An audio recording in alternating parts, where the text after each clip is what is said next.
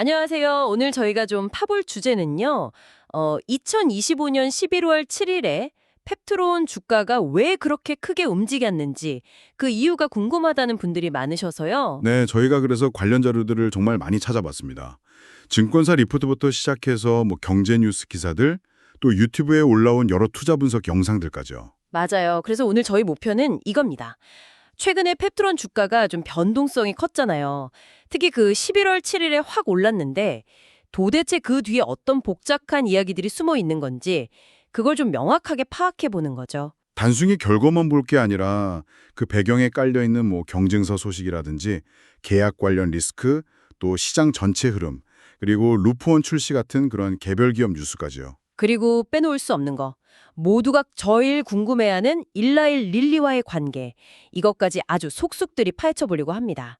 자, 그럼 한번 제대로 들어가 볼까요? 네, 좋습니다. 우선 그 11월 7일 급등이 있기 전 상황부터 좀 짚어봐야 할 것 같아요. 더벨이라든지 메디컬 주식 같은 채널 분석을 보면 8월에 고점을 딱 찍고 나서 주가가 영 힘을 못 썼다 이런 지적이 많았거든요. 투자자분들 마음이 왜 이렇게 좀 불안했을까요? 네, 그게 사실 여러 요인이 좀 복합적으로 작용했습니다. 가장 큰 불안 요소는 역시 그 일라일릴리 본계약 관련 불확실성이었죠. 아, 역시 릴리 계약이군요. 네. 기술 이전에 대한 평가 계약 만료일, 그게 12월 7일인데 날짜는 코앞으로 다가오는데 말이죠. 정작 제일 중요한 본계약이 언제 될지, 아니 확실히 되기는 하는 건지 이런 명확한 신호가 없었던 거예요. 그게 좀 답답했겠네요. 그렇죠. 더벨 분석처럼 연내에 체결될 거라는 기대감은 분명히 있었어요. 근데 과거의 올릭스 같은 사례를 보면 이런 협상이 생각보다 엄청 길어질 수도 있거든요. 네, 맞아요. 게다가 연말이면 또 업무 마감 시기도 다가오고 하니까 이거 해넘기는 거 아니냐 이런 우려가 슬슬 커졌던 거죠. 심지어 그 메디컬 주식 같은 채널에서는요. 계약 자체에 해지 조항이 있을 수도 있다 이런 점까지 언급하면서 리스크를 좀 더 키웠습니다. 와, 릴리 계약 하나만 해도 이게 단순한 시점 문제가 아니라 계약 자체가 엎어질 수도 있다는 불안감까지 있었던 거네요. 생각보다 깊었는데요. 맞습니다. 근데 이게 다가 아니에요. 거기에 더해서 시장 전체적인 분위기도 영 안 좋았어요. 아, 시장도요? 네, 그 투자 분석 유튜브 채널들, 상한가 급등주 연구소나 JL 투자그룹 같은 거 분석을 보면 자금이 반도체 같은 좀 핫한 섹터로 갔다가 바이오 쪽으로 다시 이렇게 순환매, 돈이 도는 거죠. 그런 장세가 나타나긴 했는데 네. 펩트로는 다른 바이오주들이 막 반등할 때 상대적으로 좀 더디게 움직였다는 지적이 있어요. 약간 좀 소외되는 느낌? 그런 걸 받을 수도 있었겠죠? 그렇죠. 다른 건 오르는데 내 것만 안 오르면 좀 그렇잖아요. 그렇죠. 그리고 또 메디컬 주식 채널 분석처럼 그 전에 주가가 워낙 가파르게 올랐었기 때문에 이제 좀 팔아서 이익 실현해야겠다 이런 매물 부담도 꾸준히 있었고요. 차액 실현 매물도 나왔군요. 네. 그리고 히트뉴스 헤드라인에서도 나왔듯이 코스피 지수가 막 4천선 아래로 떨어지고 전반적으로 투자 심리가 위축된 것도 한몫했습니다. 엎친 데 덮친 격이었네요. 계약은 불확실하고 시장 상황도 안 좋고. 그런데 혹시 경쟁 환경은 좀 어땠어요? 펩트론 기술 자체에 대한 의구심 같은 것도 좀 있었을까요? 바로 그 지점도 투자자들을 좀 불안하게 만들었죠. 일라일릴리가 스웨덴 제약사인 카무루스하고 또 다른 약효 지속 기술 관련 계약을 맺었다는 소식이 들려왔거든요. 아, 카무루스요? 네, 메디컬 주식 채널에서 이 부분을 딱 지적했는데 이게 혹시 펩트론 기술 말고 다른 대안 찾는 거 아니야? 하는 그런 우려를 잠시나마 불러일으킨 거죠. 물론 기술 자체의 특성은 다르다고 하지만 심리적으로는 영향을 줄 수 있잖아요. 그렇죠. 괜히 신경 쓰이죠. 네. 그리고 또 히트뉴스 기사에서도 지적하듯이 이 GLP-1, 그러니까 당뇨병이랑 비만 치료에 쓰는 약물 시장 자체가 릴리하고 노보노디스크라는 두 거인이 정말 치열하게 싸우는 전쟁터거든요. 네, 경쟁이 엄청나다고 들었어요. 맞아요. 이런 격한 경쟁 구도 자체가 변동성을 키우는 배경이 되기도 하고요. 그리고 그 외에도 더벨 분석에서는 오송에 짓기로 한 제2공장 착공이 좀 늦어진 점, 이것도 불안 요인으로 꼽았고요. 또 회사가 너무 릴리 계약 하나에만 의존하는 거 아니냐, 이런 지적도 있었습니다. 그렇군요. 정리해보면 릴리 계약은 안개 속이고 시장 자금은 다른 데로 흐르고 차익 실현 매물은 계속 나오고 경쟁 환경도 신경 쓰이고 거기다 공장 착공 지연 같은 개별 악재까지. 와, 정말 여러 압박 요인이 겹쳐서 11월 7일 전까지 주가를 계속 짓눌렀던 거네요. 네, 맞습니다. 자, 그런데 이런 분위기를 완전히 뒤집고 11월 7일에 갑자기 주가가 팍 튀어 올랐단 말이죠. 히트뉴스 헤드라인 보니까 그날 시장 전체는 어려웠는데 펩트론만 무려 13%나 급등했어요. 아니, 도대체 무슨 일이 있었던 걸까요? 혹시 드디어 릴리 본계약 소식이 터진 건가요? 결론부터 말씀드리면 그건 아니었습니다. 아, 아니었어요. 네. 11월 7일 장 마감될 때까지 릴리와의 본계약 체결에 대한 공식 발표는 전혀 없었어요. 뭐 상한가 급등주 연구소나 문선생 경제교실 같은 여러 분석 채널에서도 이 점은 분명히 확인해주고 있습니다. 그럼 릴리 계약 없이도 그렇게 급등이 가능했다는 건데 정말 의외인데요. 그럼 도대체 어떤 요인들이 작용한 건가요? 네, 이게 좀 복합적인데요. 크게 한 4가지 정도로 압축해 볼 수 있을 것 같아요. 네 가지나요? 네. 첫 번째가 사실 가장 중요하다고 볼 수 있는데 바로 펩트론이 자체 개발한 신약 있죠. 루프원. 이 루프원의 상업 생산 시작 소식, 그리고 LG화학과 판매 파트너십을 맺었다는 뉴스가 시장에서 아주 강하게 부각된 겁니다. 아, 루프원 소식. 이게 그렇게 파급력이 컸군요. 네, 허브경제TV가 뭐 상한가 급등주, 문선생 경제교실 등 다수 분석에서 이 뉴스를 핵심적인 상승 동력으로 지목하고 있어요. 이게 어떤 의미가 있길래 시장이 이렇게 뜨겁게 반응한 걸까요? 루프원이 뭐죠? 네, 루프원은 펩트론의 그 핵심 기술 있잖아요. 스마트 대포. 약효가 오랫동안 지속되게 만드는 그 플랫폼 기술이요. 네네, 스마트 대포. 그 기술이 적용된 첫 번째 상용화 제품이라는 상징성이 어마어마하게 큽니다. 그러니까 맨날 연구만 하던 회사가 아니라 이제 진짜 물건을 만들어서 팔기 시작했다. 이 신호인 거죠. 아, 드디어 성과가 나온 거군요. 판매를 시작하는데요. 문선생 경제교실 분석에 따르면 국내 관련 시장 규모가 한 800억 정도 되는데 펩트론이 여기서 연간 50억 이상 순매출을 올릴 수 있다. 잘하면 흑자 전환까지도 가능하다. 뭐 이런 계산이 나오는 거예요. 와, 흑자 전환 가능성까지요? 네. 그러니까 R&D 기업에서 진짜 매출이 나오는 기업으로의 극적인 변화, 이걸 예고하는 거죠. 근데 더 중요한 포인트가 있어요. 허브경제TV 분석처럼 이 루프원의 생산 공정이 지금 릴리가 기술 평가하고 있는 그 비만 치료제 후보 물질 있잖아요. 그거 생산 공정이랑 상당히 유사하다는 점입니다. 아, 정말요? 그게 왜 중요하죠? 이게 우리가 실제로 이 기술로 대량 생산할 능력이 있다. 이걸 딱 보여주는 거잖아요. 그러니까 릴리가 기술 평가하는데도 얘네 진짜 할 수 있네 하는 긍정적인 영향을 줄 수 있다는 기대감을 확 키운 거죠. 그렇겠네요. 실증이 된 셈이니까. 네. 그리고 해외 시장 잠재력도 무시 못해요. 문성생 경제교실 보니까 해외 시장은 무려 2조 7천억 원 규모로 추산된다고 하더라고요. 와, 루트원 상용화 소식 하나가 그냥 뉴스가 아니라 기술력 입증에 실제 매출 발생, 또 릴리 계약에도 긍정적인 신호. 거기다 해외 진출 기대감까지. 야, 정말 여러 의미를 담고 있었네요. 이게 첫 번째 요인이었고, 그럼 다른 요인들은 뭔가요? 네, 두 번째는 시장의 수급적인 측면입니다. 아까 말씀드린 것처럼 자금이 반도체에서 바이오 섹터로 이렇게 이동하는 흐름이 있었잖아요. 네, 순환매요. 네, 그 과정에서 그동안 다른 바이오주에 비해서 상대적으로 좀 덜 올랐던 펩트론 쪽으로 매수세가 확 집중됐다는 분석이에요.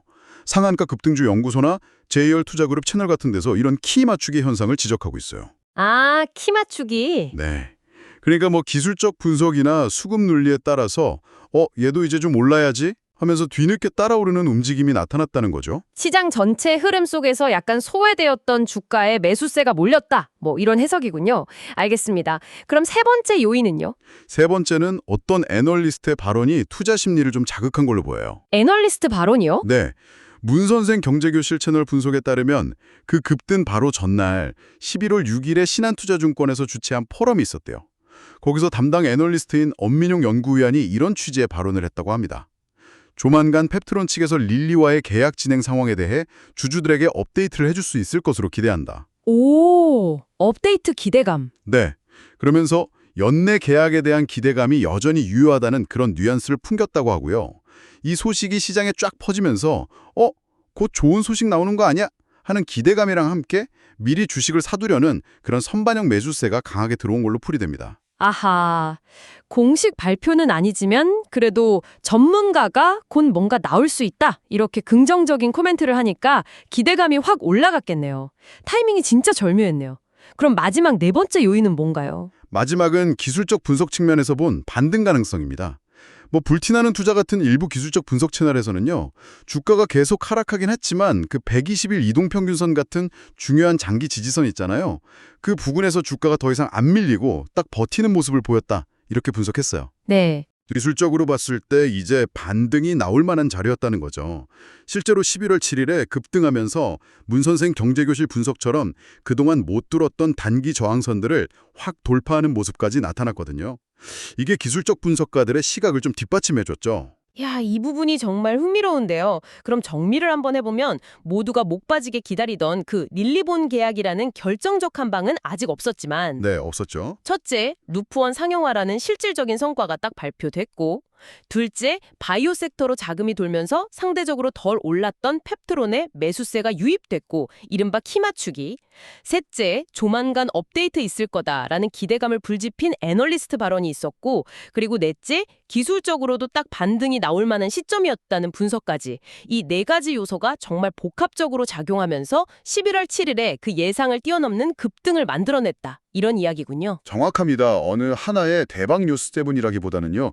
여러 긍정적인 신호하고 시장 상황, 그리고 기대 심리가 아주 절묘하게 한데 어우러진 결과다. 이렇게 해석하는 게 가장 합리적일 것 같습니다. 이렇게 하루하루 주가 변동폭도 너무 크고 온갖 뉴스들이 막 쏟아지는 상황에서는 투자자분들 입장에서는 정말 혼란스러울 것 같아요.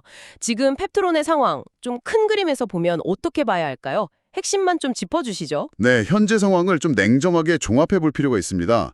우선 가장 중요한 건요. 펩트론이 가지고 있는 핵심 기술. 그러니까 그 스마트 대포 약표 지소 플랫폼이잖아요. 그 기술의 근본적인 가치는 여전히 유효하다는 점입니다. 네, 기술력은 여전하다. 그렇죠. 루폰 출시를 통해서 이 기술이 진짜 상용화될 수 있다는 걸 증명했고 또 일라일릴리 같은 글로벌 거대 제약사가 이 기술을 시간과 돈을 들여서 평가하고 있다는 사실 자체가 이 기술의 잠재력을 보여주는 아주 강력한 증거죠. 그리고 파미데일리나 신한투자증권 리포트에서 꾸준히 언급하듯이 지금 주목받는 비만 치료제 말고도 파킨슨병이나 알츠하이머병 치료제 같은 다른 유망한 신약 후보 물질, 파이프라인들도 계속 개발 중이라는 사실을 잊으면 안 됩니다. 기술 플랫폼 자체의 펀더멘털은 아주 굳건하다 이런 말씀이시군요. 그렇습니다. 하지만 현실적으로 봤을 때 단기 그리고 중장기 기업 가치에 가장 큰 영향을 미칠 변수는 역시나 일라일릴리와의 본계약입니다. 이게 성사되느냐 마느냐, 또 어떤 조건으로 되느냐가 핵심 촉매제 역할을 할 거라는 점은 뭐 부인할 수가 없죠. 그렇죠. 제일 중요하죠. 네. 아까 말씀드린 성한가 급등주 연구소 같은 곳에서는 계약 성사 가능성을 95% 이상으로 아주 높게 보기도 하고요. 신한투자증권의 엄민용 위원 역시 펩트론 기술의 강점을 계속 강조하면서 긍정적인 전망을 유지하고 있습니다. 특히 신한투자증권 리포트에서는 과거에 알테오젠이라는 기업이 있었는데 이 기업이 글로벌 제약사 머크, MSD하고 기술 이전 계약 조건을 변경하면서 기업 가치가 어마어마하게 증가했었거든요. 아, 알테오젠 사례. 네, 그 사례를 들면서 펩트론 역시 비슷한 잠재력을 가지고 있다 이렇게 평가하기도 합니다. 물론 계약 체결 시점에 대한 불확실성은 여전히 남아있지만 계약 자체의 성사 가능성에 대한 시장의 기대는 상당히 높은 편이다 이렇게 말씀드릴 수 있겠습니다. 역시 릴리 계약이 모든 관심의 중심이군요. 그렇다면 이들을 둘러싼 시장 환경 변화는 좀 어떻게 봐야 할까요? 특히 그 GLP-1 시장 경쟁이나 약가 인하 이슈 같은 것들이요. 그거 아주 중요한 포인트입니다. GLP-1 시장은 정말 뜨겁습니다. 히트뉴스에서 다룬 릴리의 그 놀라운 3분기 실적 발표나 문 선생 경제교실의 시장 전망 분석을 보면 그 성장세가 정말 폭발적이라는 걸 알 수 있죠. 네, 시장이 엄청 크다고 하더라고요. 그렇죠. 그런데 최근에 미국 정부 쪽에서 비만 치료제 약값을 좀 내리려고 한다. 이런 뉴스가 나오면서 약간 우려가 있었어요. 약가 인하요? 그럼 안 좋은 거 아닌가요? 단기적으로 보면 그럴 수 있죠. 근데 매일경제TV나 문 선생 경제교실 같은 곳에서는 이걸 좀 다르게 해석하더라고요. 단기적으로는 약가 인하가 기술료, 그러니까 로열티 수입 감소로 이어질 수 있지만 장기적으로 보면 약값이 싸지니까 더 많은 사람들이 이 약을 이용하게 될 거고 결국 전체 시장의 크기, 이 파이 자체가 훨씬 더 커질 수 있다는 거죠.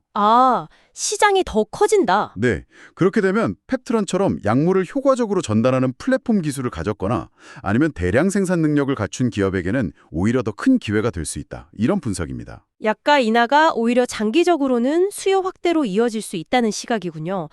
이거 흥미로운데요?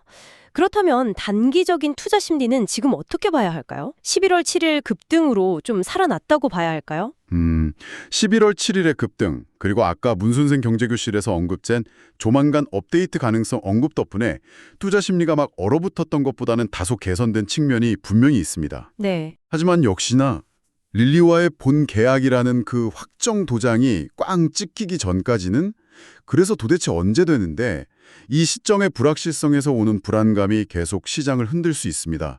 그 반도체 아저씨 같은 투자 분석 채널에서는 이런 상황을 두고 투자자들의 소위 멘탈이 시험대에 오르는 구간이다 이런 표현까지 쓰더라고요. 멘탈 관리 구간. 네, 결국 핵심 이벤트가 발생하기 전까지는 주가의 변동성이 클 수 있다는 점을 항상 염두에 두셔야 합니다. 결국 이 모든 걸 조합해 보면 11월 7일의 주가 급등은 릴리 계약이라는 그 단일 호재가 아니라 루프원 성과, 시장 수급, 애널리스트 코멘트, 기술적 반등 시점 등 여러 조각들이 딱 맞춰진 복합적인 시장 반응이었다. 이렇게 정리할 수 있겠네요. 네, 그렇습니다. 스마트 데포라는 플랫폼 기술의 가치, 그리고 GLP-1이라는 거대한 시장의 성장성은 여전히 매력적이지만 당분간 투자자들의 시선은 온통 릴리의 최종 결정에 쏠릴 수밖에 없는 그런 상황이군요. 네, 맞습니다. 오늘 저희는 2025년 11월 7일 펩트론 주가가 왜 그렇게 크게 움직였는지 그 배경을 여러 각도에서 정말 깊이 파봤습니다. 핵심은 이거였죠.